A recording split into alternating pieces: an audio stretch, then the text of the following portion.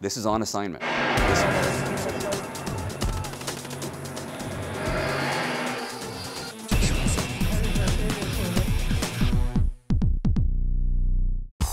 Everybody, welcome to VOA On Assignment. I'm Alex Villarreal. And I'm Philip Alexia, filling in for Imran Siddiqui. Coming up today, turmoil in Tunisia, political unrest in the country that led the Arab Spring. Battles begin as immigration reform takes center stage in the U.S. Congress. We'll go to Capitol Hill for an inside look. And hacking efforts emanating from China cause a stir in Washington. We'll find out more. And later, the ultimate fighter. Our reporter documents the rough and tumble life of professional mixed martial arts. All those stories coming up. On Assignment is next. Let's go. Following the assassination of a prominent democracy leader, opposition parties in Tunisia are uniting and pushing for new elections, and the opposition groups are blaming the ruling Ennahda Party's supporters for the murder. Adding to this political turmoil, our reporter Henry Ridgewell says there is a growing feeling that little progress is being made in tackling Tunisia's urgent economic problems. Henry talked with me from our London bureau. Let's start with part of his report from Tunisia.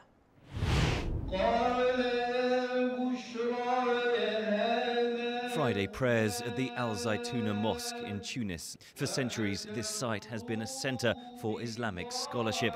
Tunisia's mosques are at the heart of a debate over the extent of extreme religion in society. Opposition groups blame Islamic extremists for the February the 6th killing of party leader Chokri Belaid. Organisations known as the Leagues for the Protection of the Revolution are accused of carrying out an agenda of religious violence, attacking art galleries and harassing women who refuse to wear Islamic dress.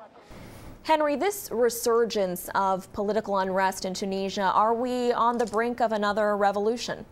I think revolution is too strong a word for it. I think what we're seeing in Tunisia right now is the rumblings, the trials and tribulations of a political democracy really in its infancy. And the Tunisians who took to the streets 2 years ago to rid themselves of the dictator, President Ben Ali, are discovering just how difficult it is to create that democracy, to create political freedoms, and to create the strong institutions that a democracy requires. Having said that, the government is in crisis, of course, after the killing of opposition leader Chokri Belaid.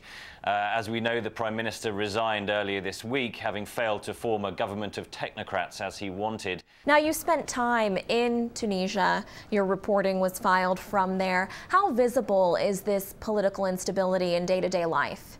Day-to-day life, it's not so visible. It's not like it was in 2011 when protesters were on the streets almost 24 hours a day, and that pressure slowly built up over the course of about 4 weeks and led to the ousting of dictator Ben Ali. This time, people are going about their everyday life. Businesses are open as usual. On a normal weekday in Tunis, the capital, and other cities, you wouldn't know there was a political crisis. It's only at the weekends normally, or often after Friday prayers in the mosques, that people really start to take to the streets to express their feelings over the political situation in Tunisia. And what kind of lessons are we learning from Tunisia? Tunisia has been looked upon as this symbol of Arab democracy, as it was the first country to tip in the Arab Spring. So what lessons are we learning from what the country is going through now? I think the lessons that Tunisians see and the rest of the Arab world sees is just how long a road it is from dictatorship to democracy.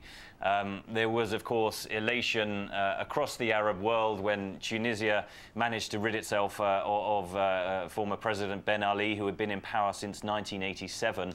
And, of course, that sparked the protests across the Arab world, in Libya, in Egypt, in Syria, and beyond. And 2 years after the revolution in Tunisia, they're struggling to establish the institutions, they're struggling to agree on the constitution, they're struggling to agree on everyday elements of life, such as the fundamental role of women in society, certain aspects like that. And these things are going to have to be debated and fought over the course of many years. What struck you the most from your conversations with Tunisians? I think mostly having travelled across the Arab world and covered many of the stories of the Arab Spring, it's quite how open really the Tunisians are and how willing they are to discuss their political situation, their economic situation, and to be frank, how friendly they are really. In other Arab countries, there's been a lot of nervousness, I think, historically, because they haven't had a free press, because historically you would get into a lot of trouble if you talked ill of the government, and in particular if you spoke to journalists and particularly foreign journalists as well. And so it is an openness that isn't seen so much still in other Arab countries, and we talk of lessons that can be taken from Tunisia. And for those who support democracy in the Middle East and North Africa, I think that's probably one of the more hopeful lessons that can be taken, that this embracing of democracy, embracing of freedoms, and particularly embracing of the free press and welcoming of a journalist like Voice of America. And again, that was Henry Ridgewell reporting for VOA out of our London bureau. We'll take a short break now, but when we come back, we'll go to Capitol Hill to talk about the immigration reform fight brewing here in Washington. You're watching On Assignment.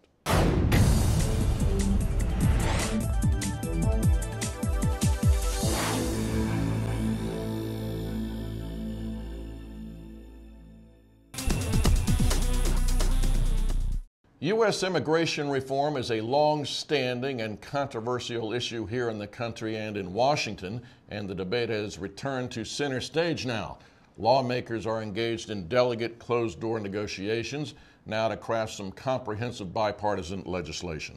VOA's congressional correspondent Cindy Sain joins us from Capitol Hill for more. Cindy, can you get us up to speed on what's happening? Is immigration reform being shadowed right now by what everyone has been talking about, this current U.S. budget battle?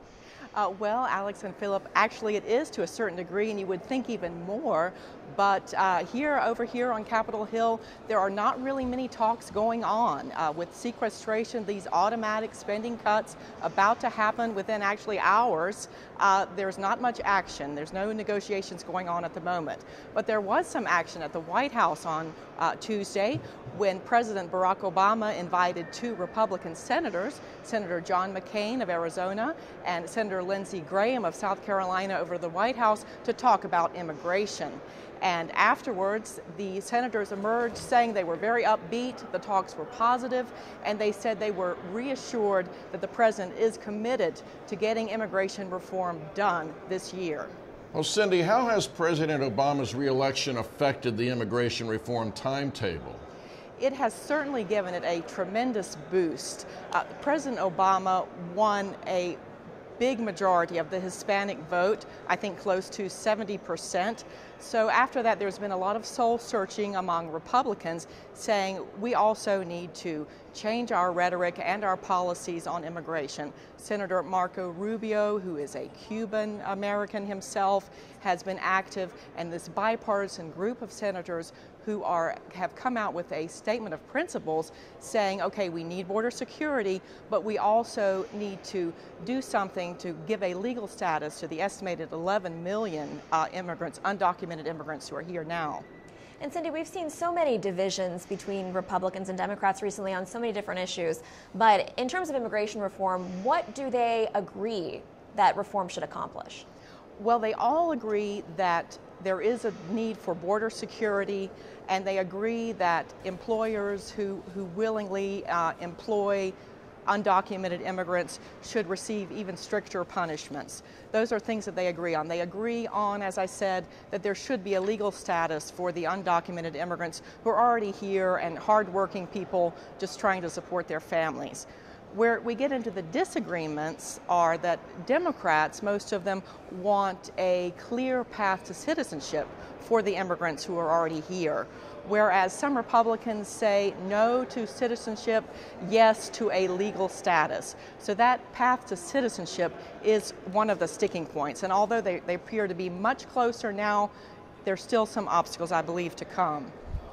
Okay, Cindy, thanks for joining us today from the Rotunda at the Russell Senate Office Building. Again, Cindy Sain, our House correspondent. Okay, we're taking a short break now, but when we come back, another hot Washington story, this time about espionage lurking in the wires. You're watching On Assignment.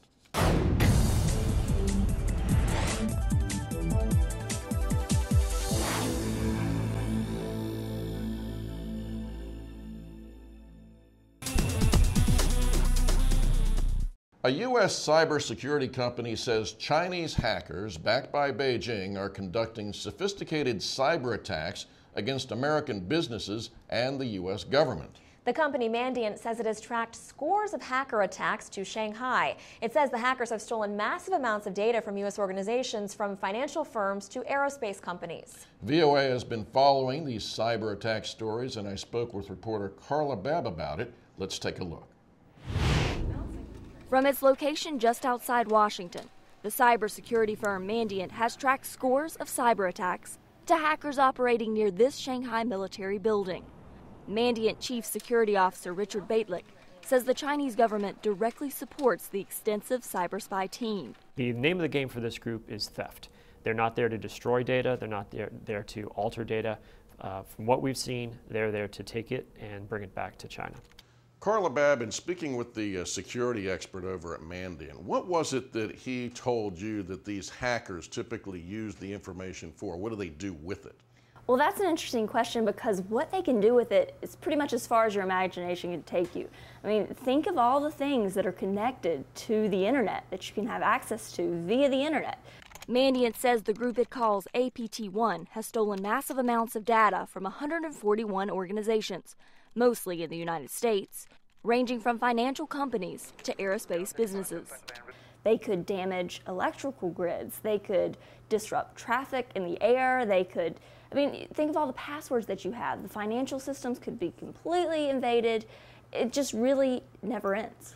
Now, when you think about that sort of scenario, you know, we remember back during the Stuxnet virus infiltrating the Iranian nuclear facility. Is that the sort of thing you're talking about, where things can become so dangerous that a host country would be just so vulnerable there's nothing they can do about it, or it would be too late before they did? Well, there's a wide range of what one country does versus the other country in what we call cyber spying. We don't really know what they're doing with this data.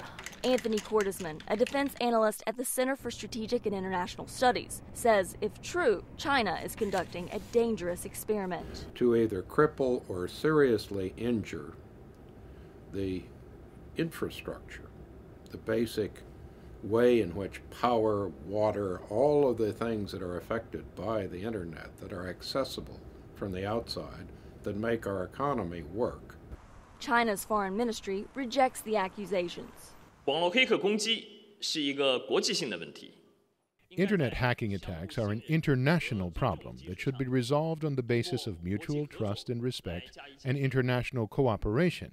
Continuous criticism based on rudimentary data is irresponsible, unprofessional, and not helpful in resolving the issue. You have everything from what China's accused of, which is looking at information, taking information, kind of experimenting, seeing what they can take, to we've had the U.S. and Israel believed to have the Stuxnet virus. And it's interesting because some of our other colleagues here at VOA have done a couple of other reports, Carolyn Persutti doing one. She sort of talked about how different one country may conduct hacking to the next, but let's take a quick look at that. Alan Paller has trained more than 145,000 cybersecurity experts around the world.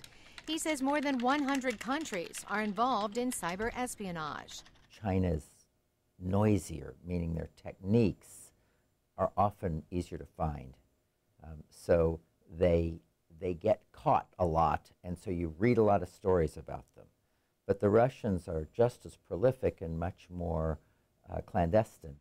Paller says current firewalls, antivirus, and intrusion systems are not enough. So although you can build high walls, people can build higher ladders. So you have to catch the guys who are good enough to get over, and the way you do that is not with tools but with skills.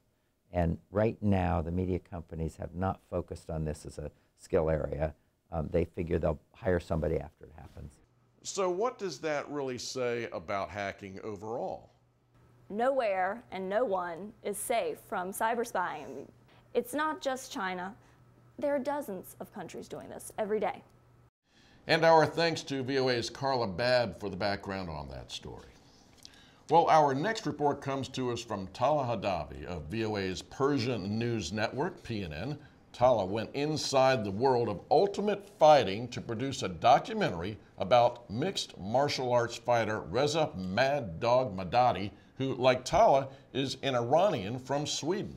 Tala followed Mad Dog for 2 weeks in Sweden and then 2 more in Brazil as he prepared for the Ultimate Fighting Championship, the UFC.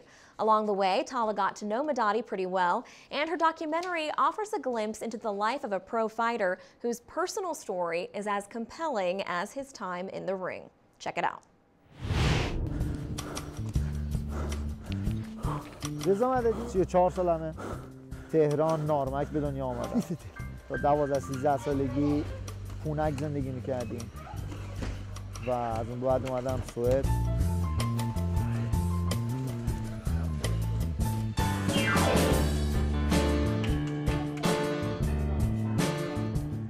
از 12 سالم بود اومدیم تو فرودگاه سوئد.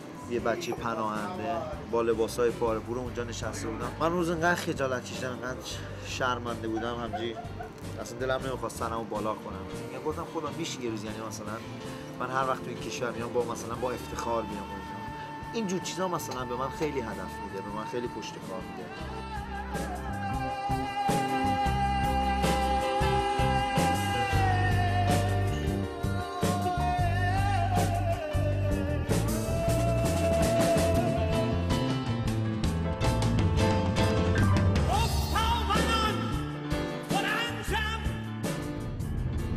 چقدر واسه بردن ارزش داره؟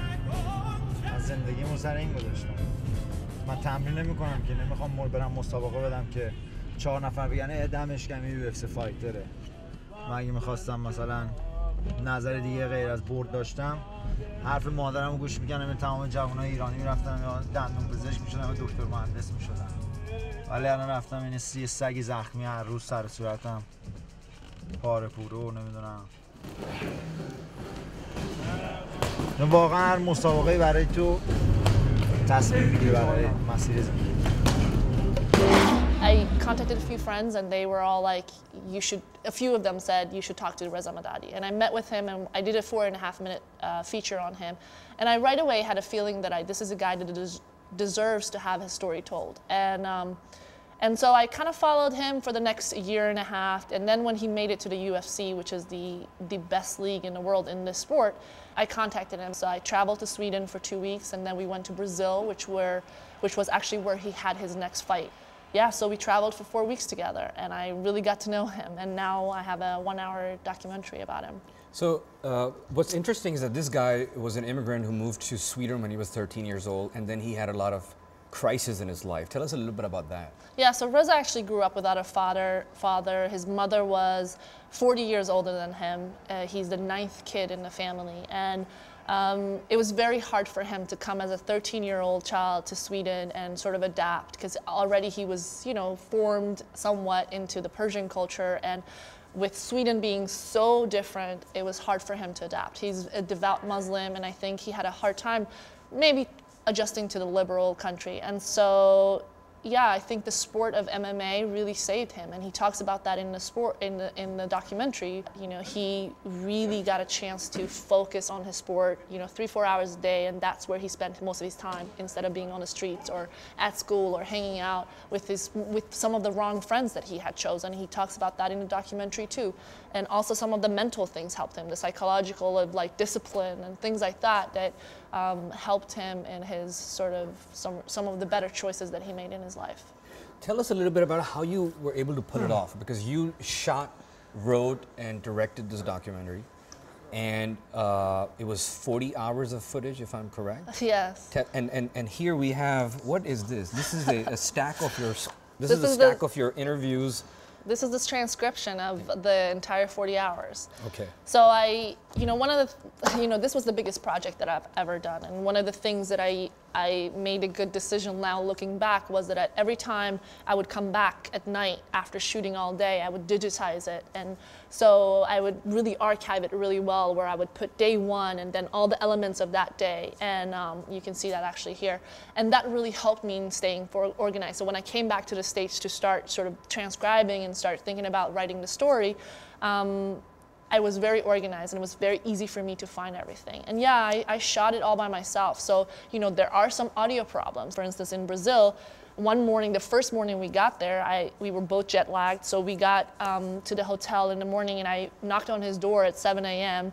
and his manager, which was staying with him, said he's upstairs. So I ran upstairs to catch him this first morning, you know, and I didn't have my audio equipment with me. So, you know, those things happen when you're by yourself, but I shot, edited, and wrote it, and it was an incredible experience. You know, you see him in the film and then you see him in real life. Is he like an angry person in real life, or is he like calm and chilled out? No, actually not at all. He's not so calm. He's very, you know, he has a big personality, but he's a complete different person when he gets into the cage. The cage, he is very aggressive. He has very good conditioning, so he's very strong and he just attacks. He's fearless. And you see it in the footage in the documentary right before the fight is starting, and you see he's just in the zone, you know? حتی بخوام پله بارا برم.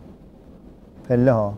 دلم نمیخواد اول بشه. چرا من دو تا پا دارم، اینم دو تا پا داره. چرا این اول از من بیاد بالای پله؟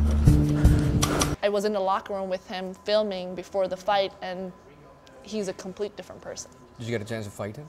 No. Okay.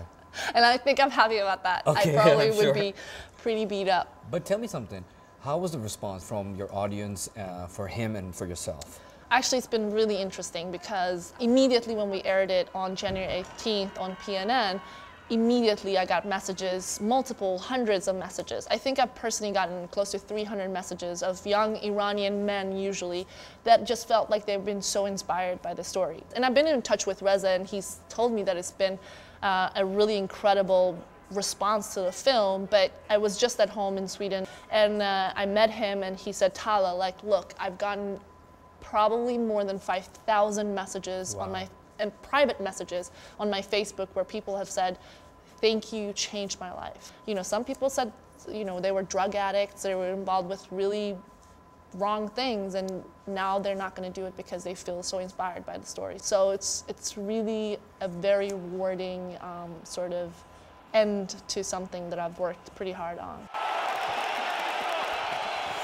Such an interesting perspective, isn't it, Phil, to see this backstory of a person who competes in a sport that many people consider to be extremely brutal. Yeah, and it still really does look dangerous, and I imagine it still is, but we don't do too many of these one-hour documentaries, so it's a great treat for our viewers. Absolutely, and it is dangerous, but you see that there are so many different sides to this personality that is Reza Madadi. Yeah, so, a lot of fun. Yeah, great work.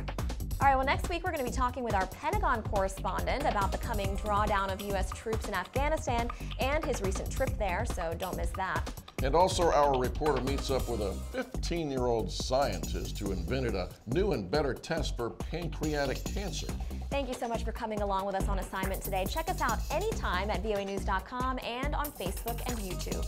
So long, until next time. We'll see you then.